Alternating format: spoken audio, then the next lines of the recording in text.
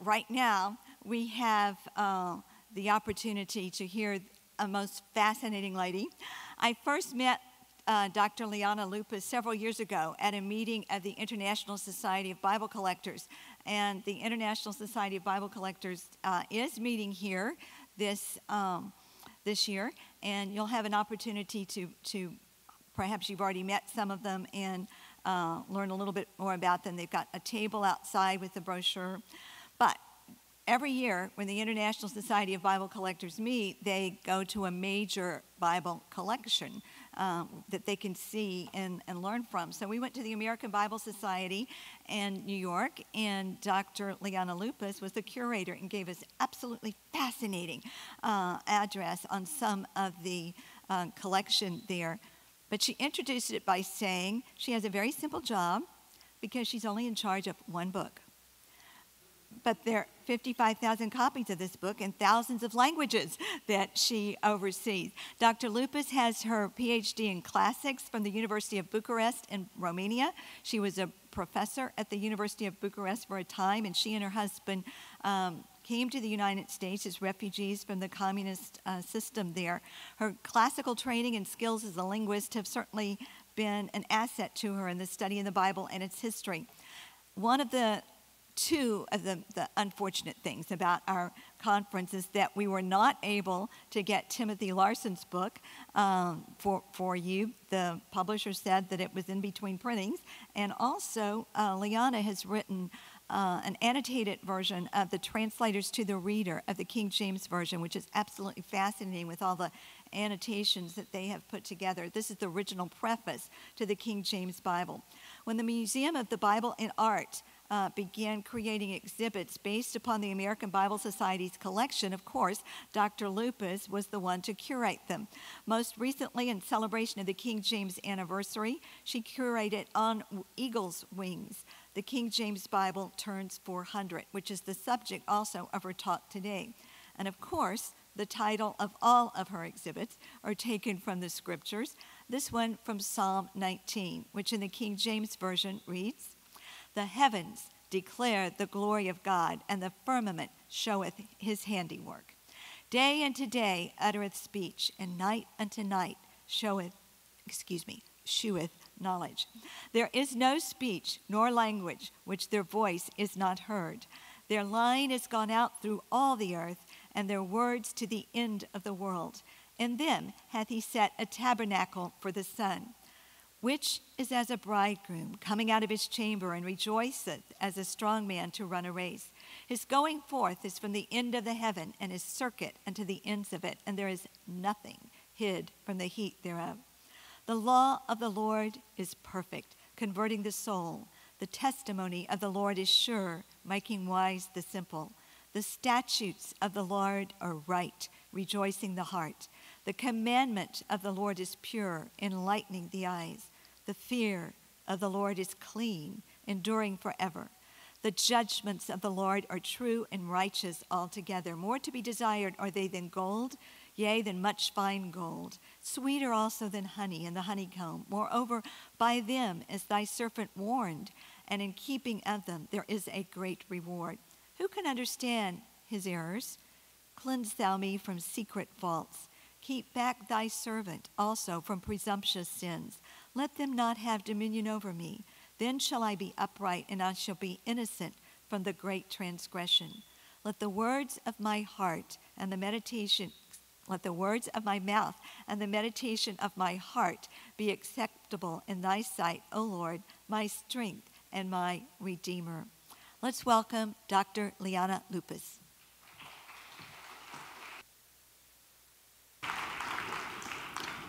Thank you very much. I'm delighted to be here, and I'm grateful for the invitation.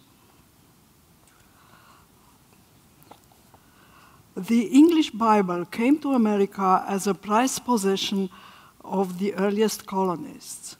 The settlers of Jamestown probably owned copies of the Bishop's Bible, while the pilgrims who landed in Plymouth brought into the New World copies of the Geneva Bible. The King James Bible replaced both earlier versions within years of its first publication. The last complete Bible in the bishop's version was issued in 1602, and the last British edition of the Geneva Bible dates from 1616. Copies of earlier editions continued to be used, and pirate editions of the Geneva Bible were produced in Amsterdam until 1644, but they fought a losing battle against the King James Bible. The King James text was published in London since 1611, in Cambridge since 1629, in Edinburgh since 1633, in Oxford since 1679. The American colonists were never granted permission to publish it. As long as Bibles printed in England or in Amsterdam were readily available on the American market, there was little interest in producing locally the King James Bible. The Revolutionary War changed the situation radically by obstructing the import of English Bibles from Europe, while also suppressing the need for a royal license to print them in America.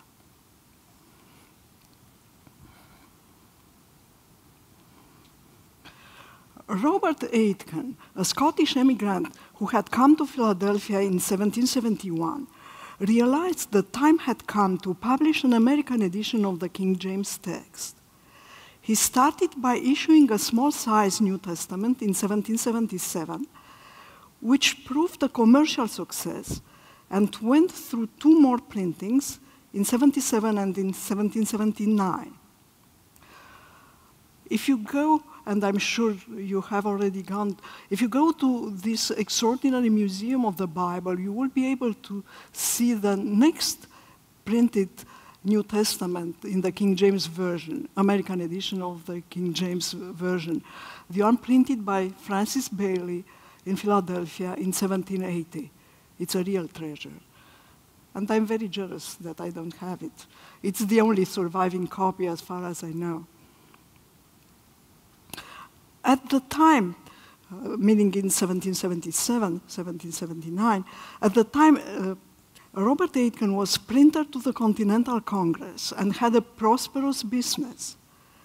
Encouraged by the reception of his New Testament, he started printing a slightly larger duodecimo edition of the entire Bible in 1771 and completed it in 1782. This is the title page of the 1782. Aitken had already obtained from Congress a resolution praising his Bible as a pious and laudable understanding, subservient to the interest of religion, and an instance of the progress of arts in America. It was the first time Congress had recommended a Bible and was to remain the last. Aitken was allowed to print the laudatory document as a sort of preface to his edition. Unfortunately for him, by the time he released the Bible, commercial ties with Europe had resumed, and the American market was flooded with King James Bible produced in England. Aitken had printed about 10,000 copies, and his sales did not cover his costs. The Presbyterian Synod of Pennsylvania saved him from bankruptcy by purchasing many copies for charitable distribution among the poor. But his business never recovered its earlier status. George Washington was one of Aitken's supporters. He was in favor of a plan to provide a copy of the Bible to each soldier, but most of his troops were demobilized before Aitken had completed the printing. Aitken did not include the Apocrypha in his Bible, perhaps in order to save on the cost of printing. He indicated his address on the title page, as was customary at the time, and as a way to stimulate sales. And I hope you can read it over there. It says, Philadelphia, printed and sold by R. Aitken at Pope's Head, 3 doors above the coffee house in Market Street. Of the considerable number of copies that Aitken had printed, fewer than 40 survive. And one of them is actually on display in the museum next door. There are about 30 copies in institutional or public libraries, and there may be 5 to 10 in private hands.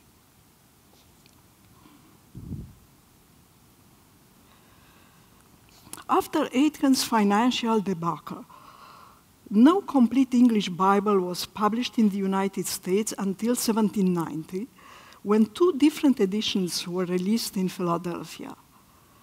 One was printed by the Irish refugee Matthew Carey, and is remembered as the first Catholic Bible produced in the New World. The other one is the second American edition of the King James text, and you can see the title page over there. It was published by William Young, a Scottish emigrant who had come to Philadelphia in June 1784 and opened there his own printing shop and bookstore. Between 1790 and 1808, Young released 5 duodecimo editions of the entire Bible and at least 2 editions of the New Testament. His Bibles, like Aitken's duodecimo, lack the Apocrypha.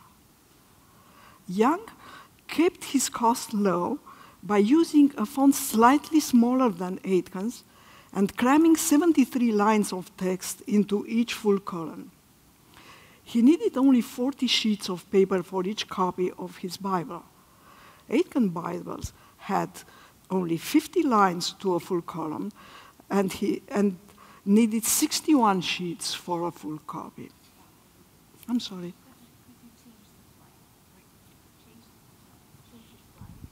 Oh. Not on what you're talking about. Oh, I'm sorry. I'm so sorry. The slide that you are looking at is actually the slide including the congressional resolution about Aitken's Bible. Sorry, that's the title page of the New Testament. And this is just a sample of the beginning of Genesis to show you how much text is crammed on one single page.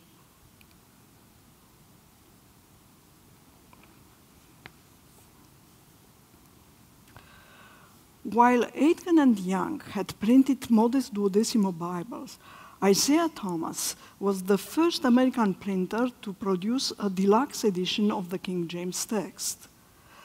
Acclaimed by its contemporaries as the most beautiful book printed in America, it was both the first folio and the first illustrated Bible crafted in the New World. To minimize his risks, Thomas also printed a cheaper quarto edition alongside the folio and sold both of them by subscription. This is the title page of the folio edition. This is the frontispiece of the folio edition, showing one of the beautiful illustrations in the book. This is a sample text from the folio edition, and this is actually the title page of the quarto edition. Both the folio and the quarto editions are on display in the museum.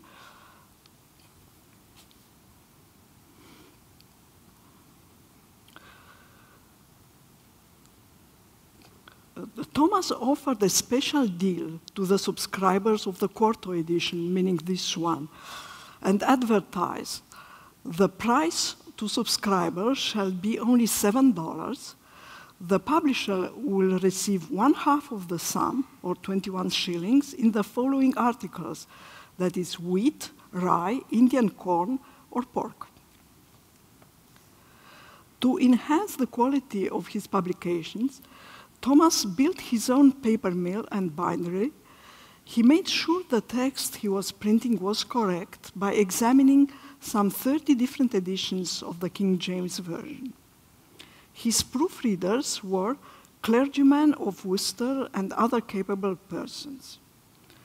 The whole press run took only 1 year to complete. Thomas commissioned 4 New England artists to produce 50 copperplate engravings and inserting them in both the folio and the quarto editions. Designed in the Rococo style much favored during the Enlightenment, these images were meant to add a note of refinement to the printed volumes and make them even more attractive. The 1791 quarto, meaning this one, had one innovative feature that is absent from the folio, its family register, consisting of a single leaf added at the end of the Apocrypha. This is the first pre-printed form specially designed as a family register in an American edition of the Bible.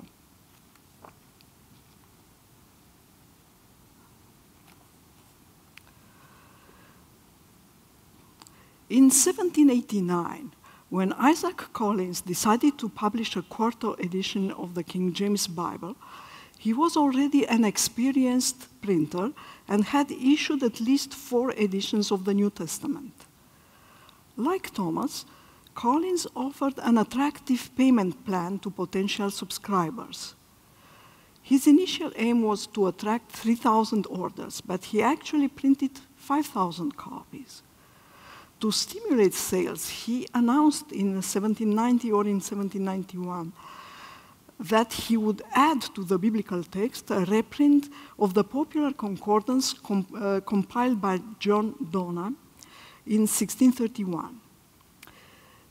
Collins targeted all Protestant denominations and was prepared to customize his Bible according to specific requests. For radicals who objected to the inclusion of the Apocrypha or to the endnotes authored by the Swiss theologian Jean-Frédéric Osterwald, Collins was willing to issue Bibles consisting of the Old Testament and New Testament alone. His project was endorsed by the Presbyterian, the Episcopalian, and the Baptists, not to mention his fellow Quakers, who purchased 4/5 of the press run. Collins showed more concern for the accuracy of the printed text than any other contemporary American publisher, including Isaiah Thomas. His Bible was reprinted page for page from the Oxford Quarto edition of 1784, as he had advertised in 1789. But the proofs were read against 3 other quartos published in Cambridge in 1668, in London in 1772, and in Edinburgh in 1775.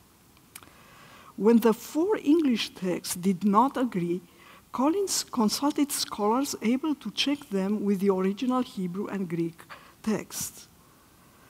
To make sure no errors remained in the printed Bible, Collins used his own children as proofreaders and rewarded them with £1 for every misprint they detected.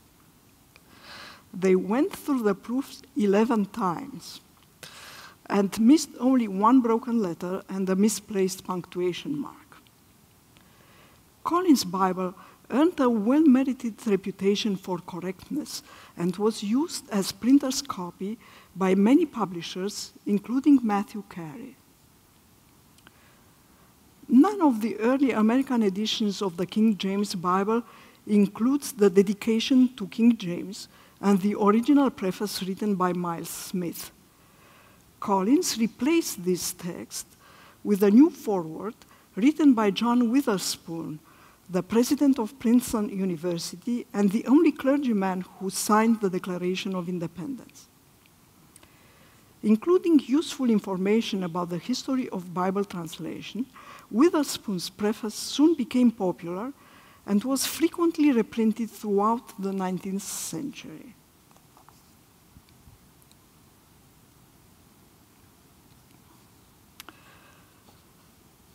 Completed in April 1792, this was the first Bible printed in New York and the second folio Bible produced in America.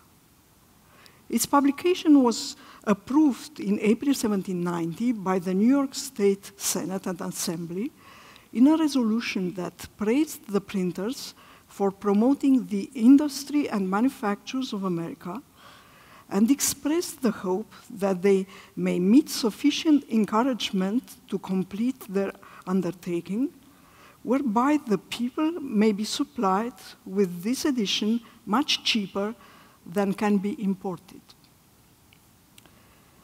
In May 1790, the two publishers, Robert Hodge and Samuel Campbell, started distributing a prospectus that promoted the Bible to potential subscribers. Their folio was to be a genuine American edition of the Bible, first published in Edinburgh in 1778, and the largest and cheapest ever proposed to be printed in the United States. In addition to introduction notes and extensive comments prepared by John Brown for the Scottish edition, this self-interpreting Bible issued by Hodge and Campbell also included Witherspoon's preface, borrowed from Collins' Bible, and 19 full-page illustrations specially engraved for the American edition.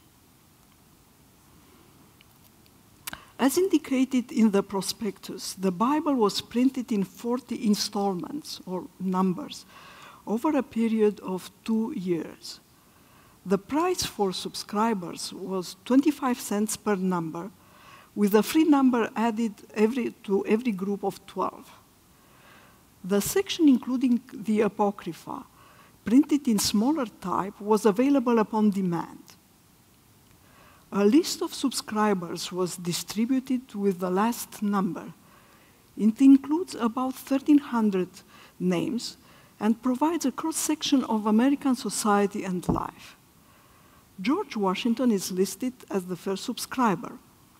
And next to him, in alphabetical order, we find carpenters, shoemakers, stonecutters, a door opener to Congress, masons, weavers, Supreme Court Justice John Jay, William Samuel Johnson, the president of Columbia College, a wheelwright and a chairmaker, several ladies, the Honorable Henry Knox, Secretary at War, a sailmaker, a tailor, and many, many more.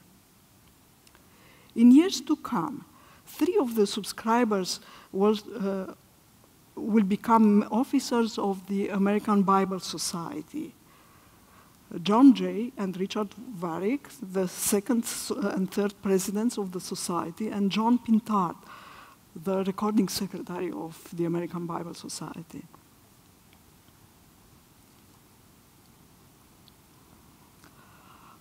This is the frontispiece of the Hodge and Campbell Bible, and I would like to say a few words about it. The frontispiece depicts America. The female figures seated in the left side is a representation of America, wearing an Indian headdress. And if you look at her hand, in her left hand, she's holding a scroll, and the word printed on the scroll is Constitution. Next to that is a tablet that includes the names of American heroes from the Revolutionary War, starting with George Washington. There's the kneeling female figure is presenting America with a folio Bible that looks very similar to the New York Bible that is being advertised. And there is a third female figure between them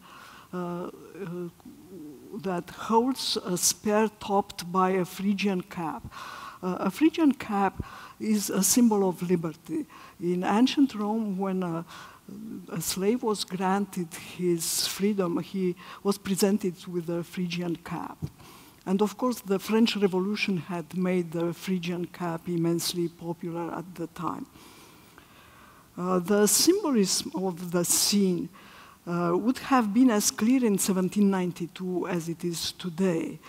Ruled by the Constitution and guided by the Bible, the new republic enjoys the blessings of freedom. Like Isaiah Thomas, Hodge and Campbell released simultaneously the Folio Bible and the more affordable Quarto edition. The Quarto does not include Brown's notes and is bound with the Scottish version of the metrical Psalms.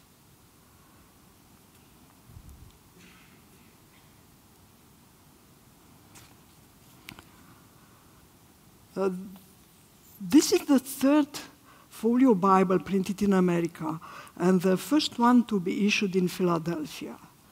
It does not include any prefatory material, but at the end of Revelation, it has the index to the Holy Bible, followed by the usual tables and the list of subscribers. Jacob Berryman was less successful than Hodge and Campbell had been a few years earlier, and his list is only about half as long as theirs. Unlike his predecessors, Berryman did not print a Quarto edition to accompany the folio. To provide more affordable Bibles, he simply omitted the illustrations from some of the folio copies he had printed. The 18 engravings that embellish this large folio won him high praise among the bibliophiles. The first 15 illustrate scenes from the Old Testament and include 2 maps. There are 2 illustrations in the New Testament and only 1 in the Apocrypha. 1/3 of the engravings are copied from Isaiah Thomas' Bible.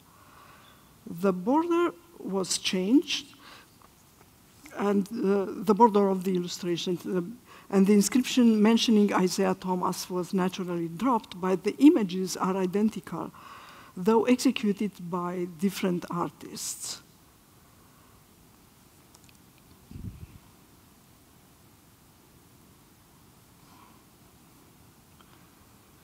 In addition to depictions of biblical scenes, Berryman includes in his Bible a reconstruction of Solomon's temple and 2 maps of the Holy Land. The temple image was first used in Thomas' Bible and found its way into the Bible printed by Hodge and Campbell before being copied by Berryman's engraving. The accurate map of the Holy Land placed against Joshua 22:24 in the Berryman Bible was designed by Thomas Bourne, a celebrated map maker who had published a complete atlas of geography in 1744. The map facing the beginning of Genesis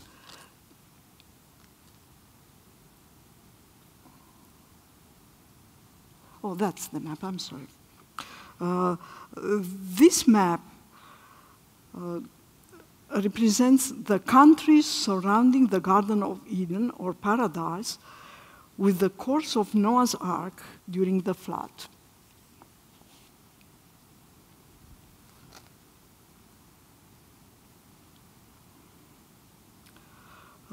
This is the 4th American edition of the very popular Bible annotated by Thomas Scott, and the first one printed in folio format. When it was first released in London in 1792, Scott's Bible was acclaimed as the greatest theological work of the century. In America, it was an instant bestseller. It went through 26 editions between 1808 and 1857 and sold more than 2,500,000 copies during the first 10 years. Scott had compiled a running commentary to the biblical text that aimed to be understandable, avoid technical issues such as textual criticism, and promote the edification of pious persons, as he acknowledged in his preface. His Bible did not have the word family on its title page, but it was consistently advertised as a family Bible by various publishers and sometimes included a family register. Unlike the 3 American editions of Scott's Bible, the one published by Dodge and Sayre was issued in numbers and sold by subscription. Each of the 36 numbers released between 1814 and 1816 had 120 pages and cost 75 cents if printed on regular paper, and 62 and a half cents if printed on paper of an inferior quality. The subscriber then ended by paying either $27 or $22 and a half for an unbound copy of the entire Bible. These were considerable sums, but Stephen Dodge optimistically wrote in his advertisement that paying it in installments would render it easy for almost every person and every family to possess a treasure which otherwise could not be enjoyed by thousands for ages to come.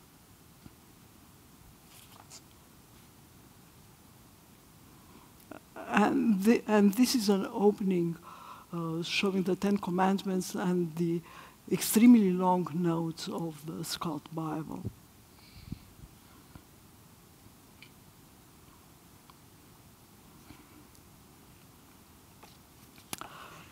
The phrase family Bible was probably coined in 1735 and first used by William Rayner in the title page of his Bible, The Complete History of the Old and New Testament, or a Family Bible, published between 1735 and 1737. It remained a favorite byword with many publishers and generated a plethora of synonyms and paraphrases meant to suggest the comfort and traditional piety of home life and the novelty and glamour of updated editions. Starting in the 1780s, increasingly complex and elaborate titles competed for the reader's attention. The Christian's Complete and New Family Bible, the Imperial Family Bible, the Illustrated Domestic Bible, the Devotional and Practical Polyglot Family Bible, to name just a few.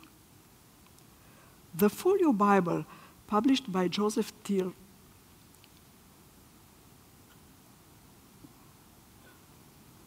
this is the title page. The Folio Bible, published by Joseph Thiel in 1826, is one of the earliest American Bibles to use the word family on its title.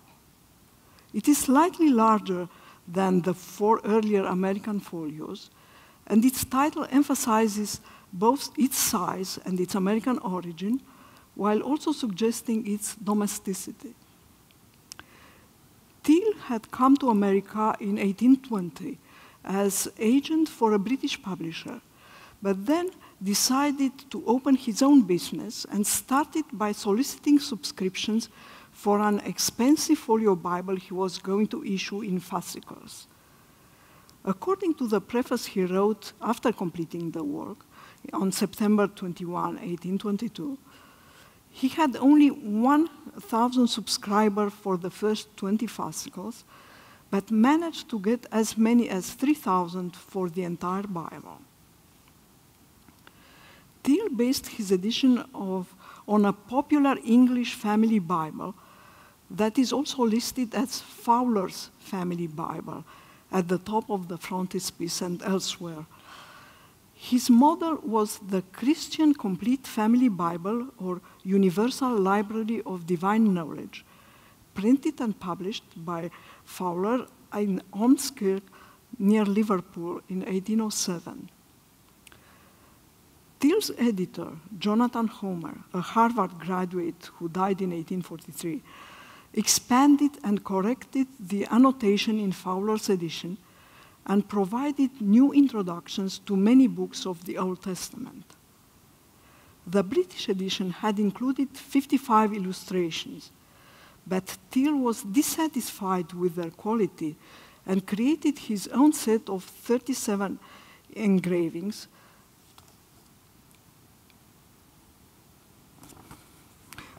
that include 16 images engraved specifically for this edition, 13 illustrations of unknown origin, 3 maps, taken from an edition of Augustin Calmet's Great Dictionary of the Holy Bible, and 5 engravings borrowed from Fowler's Bible, like this one, which represents Christ in agony to accompany the Gospel of Luke, chapter 22. In Thiel's Bible, the Apocrypha are printed in a type considerably smaller than the one used to print the Old and New Testament. A beautifully engraved family register designed by the Scottish artist H.W. Williams and protected by a copyright is included between the Apocrypha and the New Testament.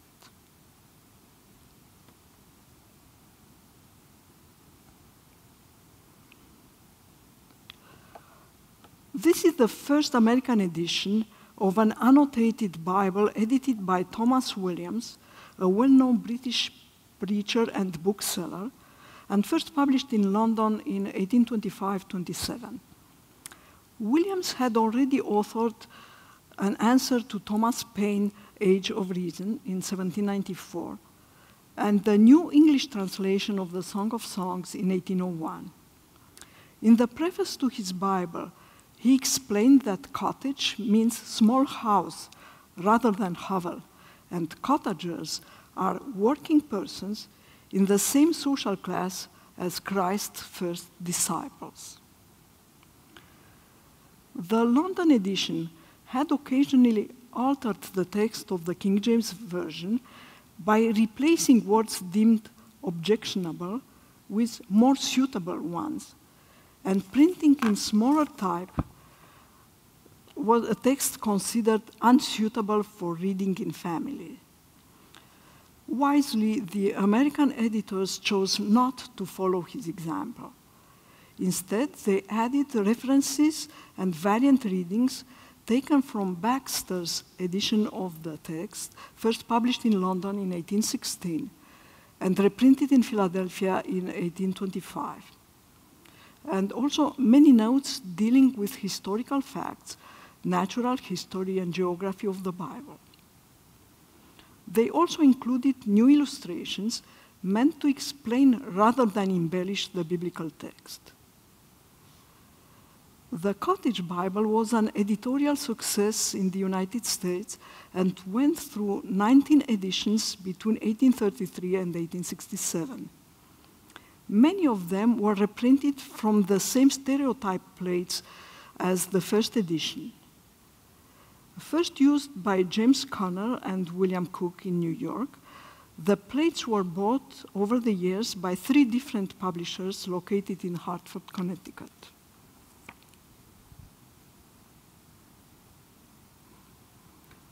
This is one of the illustrations in the family Bible.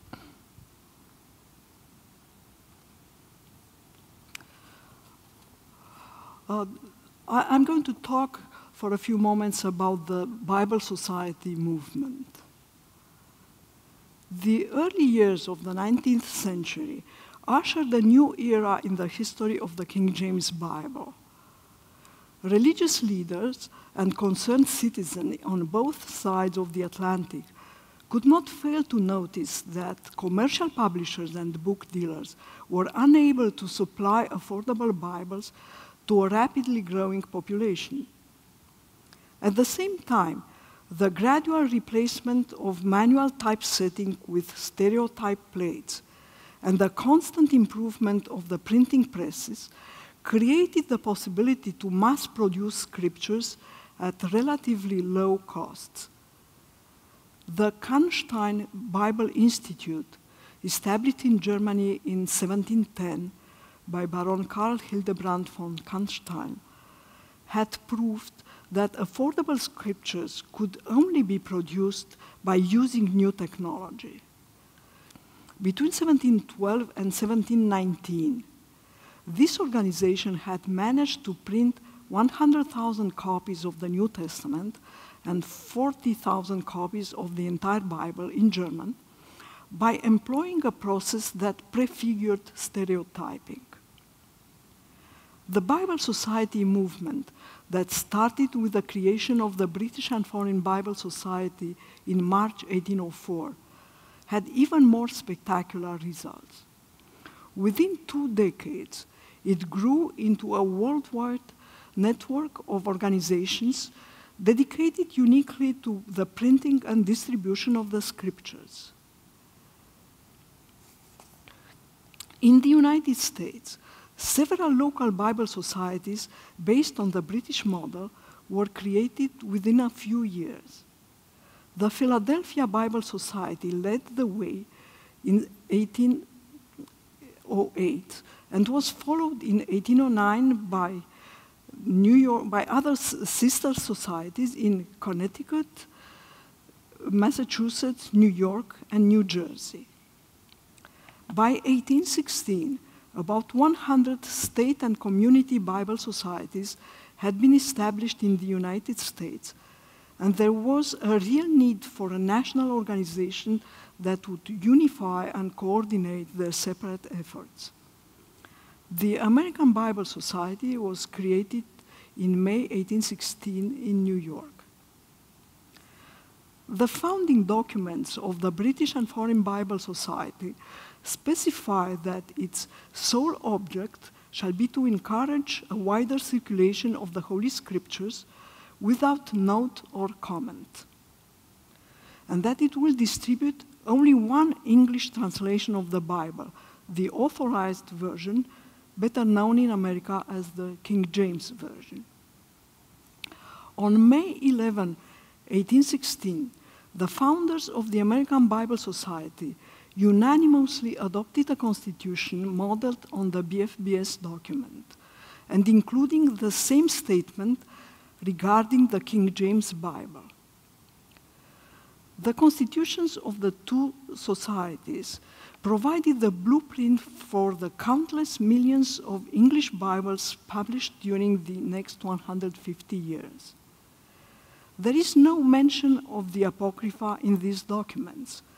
The Bible Society simply dropped this section from their edition of the King James text.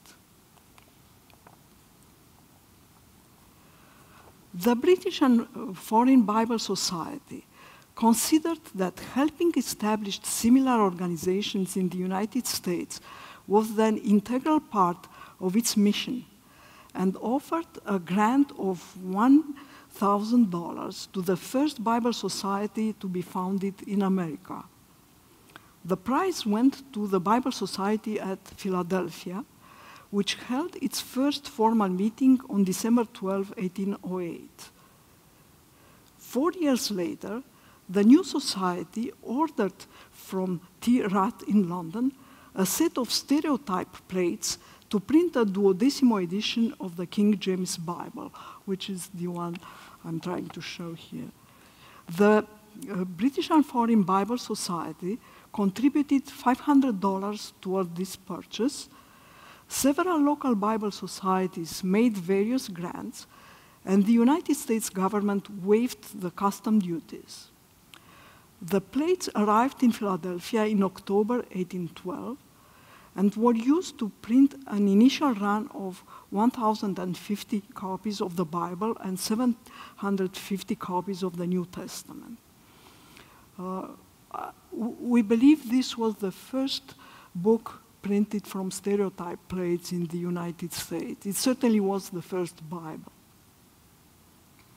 By May 1814, 5 additional batches had been printed, raising the total number of volumes produced by the Society to 14,000 Bibles and more than 3,000 New Testaments. The plates acquired by the Philadelphia Bible Society were an exact replica of those used by the BFBS to print its non-pare duodecimo Bible since 1806. The Bible printed in Philadelphia in 1812 and the British Bible printed in London in 1813 are identical twins.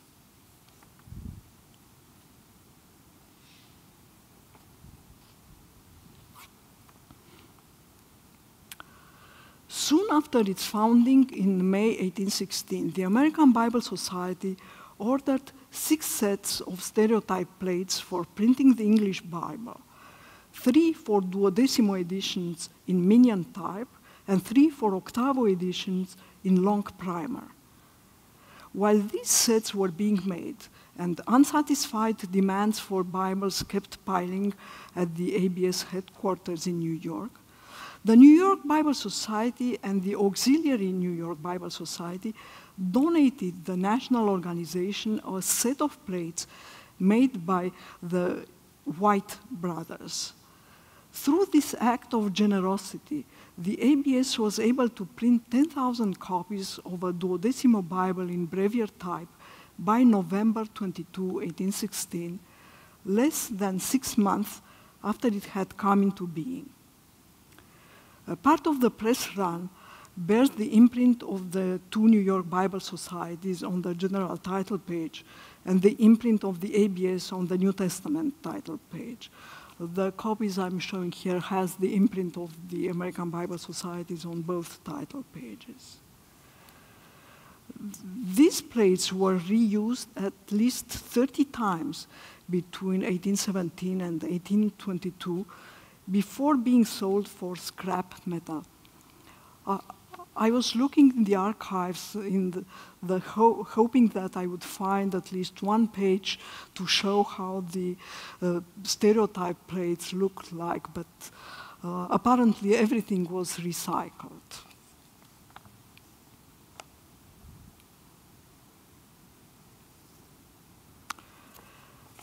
In America, printing a correct text of the King James Bible had been a priority with many publishers since the early 1790s.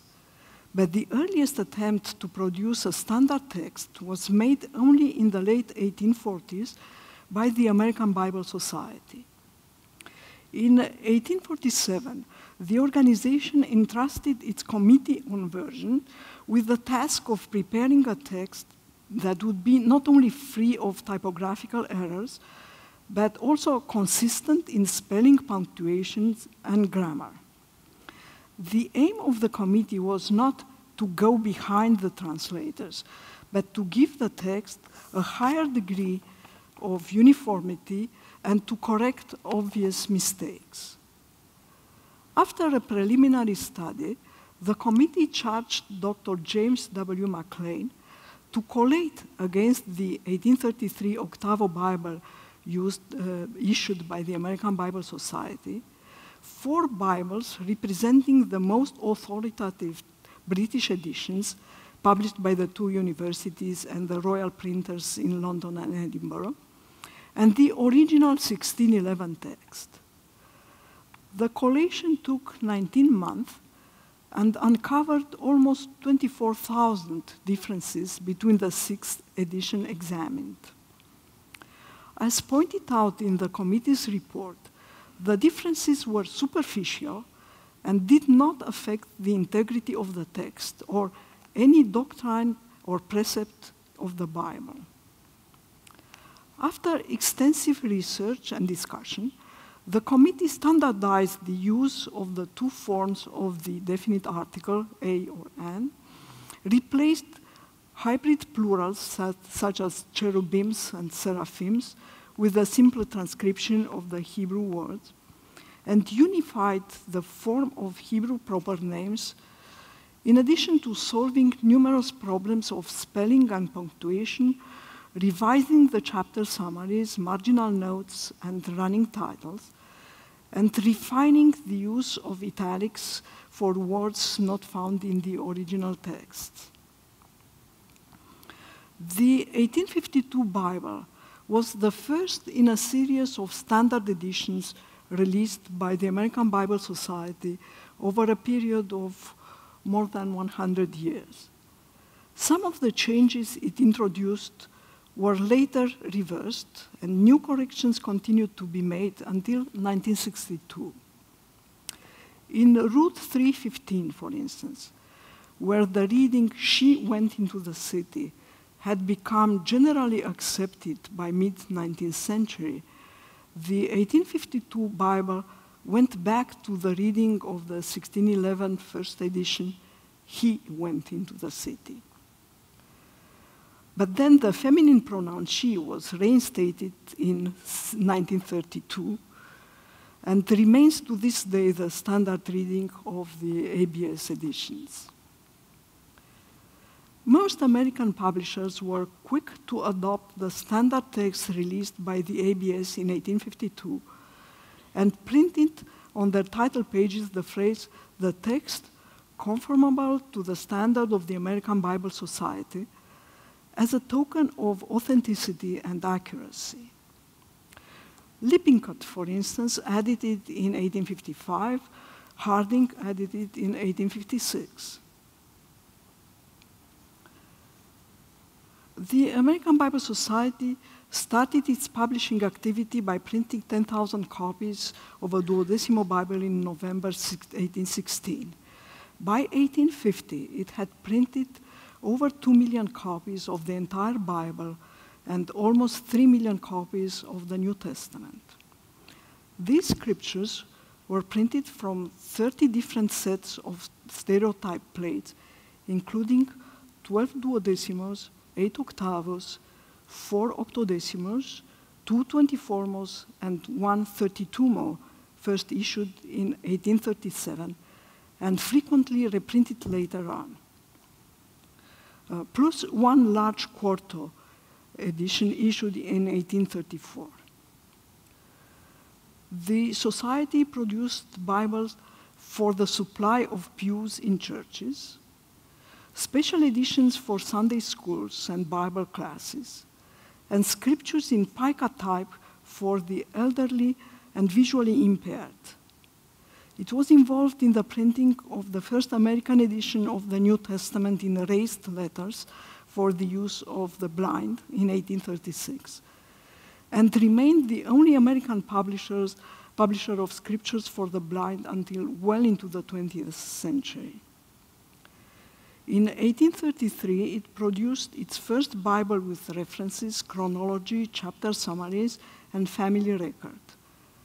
By the mid-19th century, the Society was publishing the King James Bible in a large variety of formats and was practically the only provider of affordable scriptures for underprivileged American families. Thank you very much.